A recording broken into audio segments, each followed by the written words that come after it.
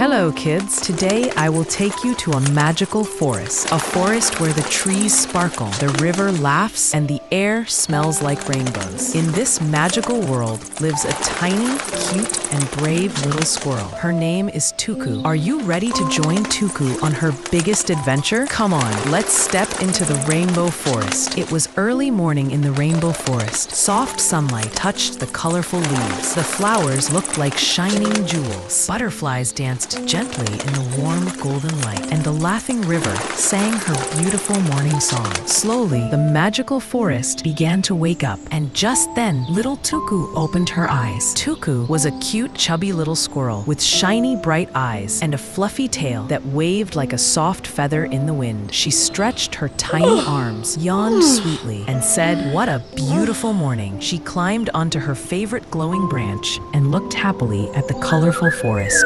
Tuku was never alone. She had three wonderful friends. The first friend was Pico the parrot, a talkative, cheerful bird who loved to chatter all day. The second friend was Tommy the turtle, slow but very, very wise. He always had good advice. The third friend was Fiho the fox, quick, smart, and very kind-hearted. Every day, the four of them played, laughed, and explored the beautiful forest. But that day, something strange happened. The bright colors of the forest began to fade away. The green leaves turned pale. The colorful flowers lost their glow. The shining trees became gray. Even the sparkling river turned dull and quiet. All the animals looked worried. Tuku's fluffy tail dropped down. She whispered, "What is happening to our forest?" Tommy the turtle slowly looked up and said, "I know this story. A long time ago, a creature came to the forest, a small creature who stole colors inside a magical glowing orb." Pico's eyes widened. Is it the color thief? Tommy nodded silently. Fiho stepped back in fear, but Tuku stood still. Her tiny heart was brave. Tuku climbed onto a rock and said in a strong voice, "If our forest is losing its colors, then we must save it. I will find the color thief. I will bring our colors back." Her friends looked at each other. Then they all said together, "We will come with you, too."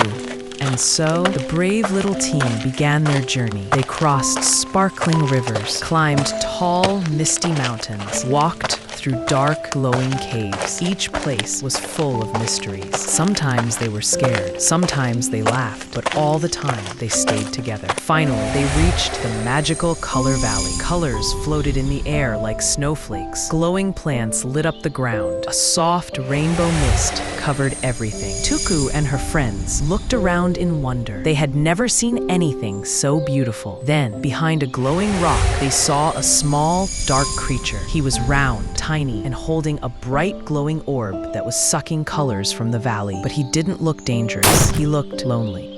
Tuku stepped closer and asked softly, "Why are you taking our colors?" The creature looked up, his eyes filled with tears. "I am alone. My world is dark. I thought if I take colors, maybe my world will look beautiful, but no one ever came to be my friend." Tuku smiled gently and said, "You don't need to steal colors to be happy. You just need friends, and we can be your friends." The creature looked surprised. Then he took a deep breath and threw the magical orb onto the ground. Boom! A huge wave of bright colors spread across the entire valley, across the mountains, across the forest. The trees became colorful again. The flowers bloomed brightly. The river sparkled with joy. All the animals cheered. Tuku, Pico, Tommy, Fiho, and their new friend, the color creature, danced under a giant rainbow. The forest was alive again, happy again, colorful again. Tuku laughed and said, "The greatest magic in the world is kindness and friendship. And children, remember,